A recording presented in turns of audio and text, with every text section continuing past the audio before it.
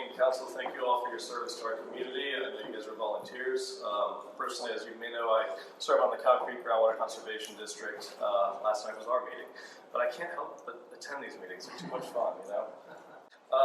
Now, I also was a member of the Watershed Partnership with Ryan Bass, who headed that up. The two other folks who are going to present behind me were also very much involved in that. And that's really where we became aware of low-impact development. But the thing is about low-impact development is it's the green filter versus the gray funnel. We're really talking about trying to keep pre-development hydrology in place. And sometimes that is a green filter. Sometimes it's natural in a sense. Sometimes it's more engineered. But we're really trying to maintain what currently happens in the landscape and prevent flood damage from what happens when you have the gray funnel, which is water just sheets off the land. And even if you have detention ponds, you still have these peaks and you have these intensity of flows and subsequent damage that happens to our waterways. And obviously our waterways are part of the character of our region. They are the character of the region that I think people are trying to protect when they said they wanted to protect their hill country character in our master plan. So the part of low impact development is stream setbacks, and that's really about the topic for tonight. And if you look at this diagram, I'm not sure how much you can see, but you can see that basically you have a building. You can see that next to it is a section of land that's been reserved for bank stabilization, and then you have obviously a waterway next to that bank stabilization.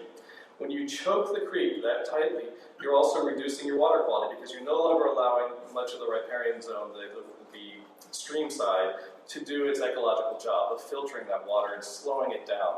Simultaneously, you're also putting obviously these buildings and people that are in them in harm's way. If you go to another level up on that image, you have flood control. So that's trying to think about, again, slowing that water down, sinking it in. And then, of course, there's potential to preserve some wildlife habitat. Again, that gets back to the hill country character. It also gets back to the natural amenity of our region.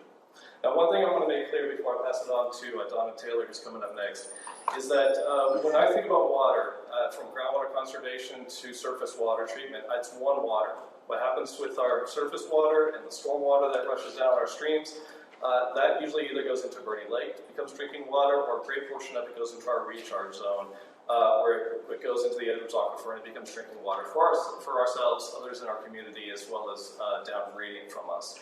So I hope you all will think about the fact that we're not just dealing with just groundwater or just surface water at Boerne Lake, that all of that is our drinking water, and it is in fact one water. Okay? You can't really tease it out of each other. So next up is Donna Taylor. She's a colleague of mine at the Civil and Nature Center and Farm. She's our environmental research scientist, and she's coming to the podium now. Thank you, Ben. Good evening, Council. We did give this presentation last week to Planning and Zoning. I don't know that I'll be saying verbatim what I said to them, but it'll be pretty close. So I have a picture here in front of you that shows some flooding that happened in Wimberley just a few years ago. It was a significant event that they did not anticipate, and nobody expects to happen to them. But it did happen, and it caused significant damages. Over $81 million of damages were totally sustained afterwards. Debris removal alone, over $14 million. Road infrastructure, over $5 million. Bridge destruction, $4 million. Public facilities, over $9 million, and then public utilities had their impacts. The $81 million came in with private homes that were also destroyed. So there are significant amounts of money that are involved. And these are things that are in the future that we don't have to set aside in a little fund. When we think about protecting the public, water quality and water quantity, we have to consider those impacts.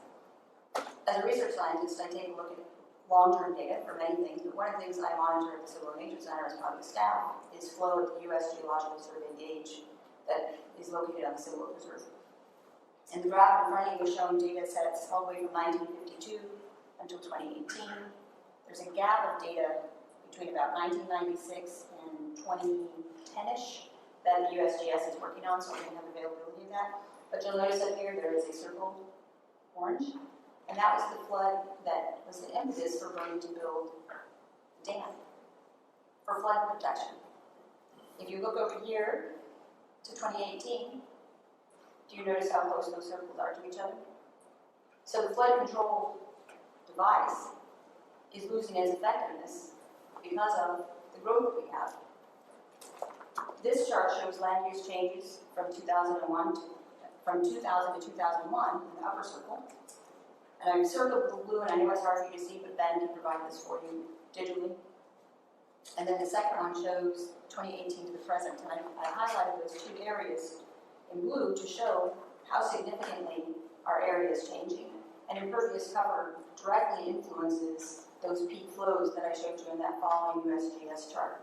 So as you have more and more runoff going into the gray funnel, you're causing more potential for flooding damage downstream, and that's exactly what happened to Wingreen and Dripping Springs and Setbacks, which also resulted in loss of life, which is, there is no dollar value for that. We don't want to encounter this. We want better water quality. We want to protect the water quality. And back to what Ben said about the one water. When water leaves Boerne City Lake, goes into our drinking water system, and then is discharged at our wastewater treatment plants, it re-enters Silvo Creek, and it goes into recharge. It is becoming somebody's drinking water. It could be your well, it could be your well, it could be anybody's, but we don't know. So we need to keep an eye on it and do the best we can. Next is going to be Rufus Stevens, who will address the next photos here. Hi, I'm Rufus Stevens. I live at 205 Best Street. I'm a wildlife biologist, ecologist, have been for 30 plus years. 23 of those years with Parks and Wildlife.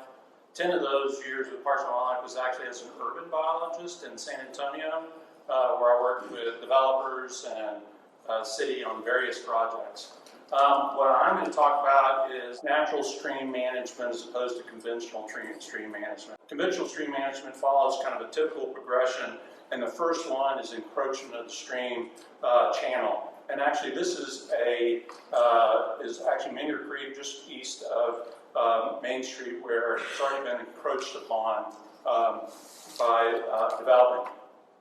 And that typical progression follows by encroachment on the other side.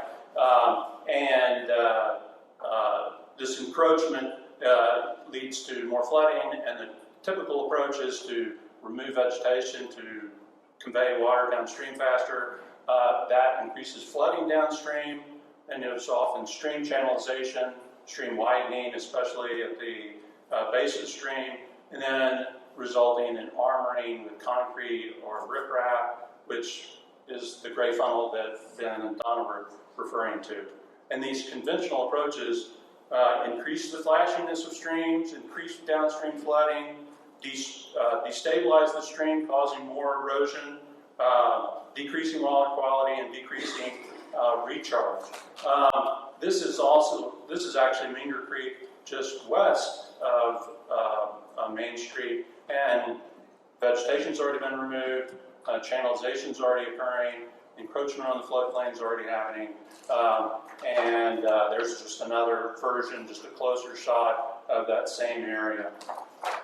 So one of the things I want you to take away is that an engineered approach not only removes the aesthetic value of the stream, but also the water quality values of the stream, and it's at a much higher cost. And if we use natural streams as a model for how to moderate floods and improve water quality, we can use wider buffers along urban streams to maintain some of these same ecological values. And the wider that buffer is, the greater the values that you derive from those, such as flood control and water quality, and even groundwater recharge.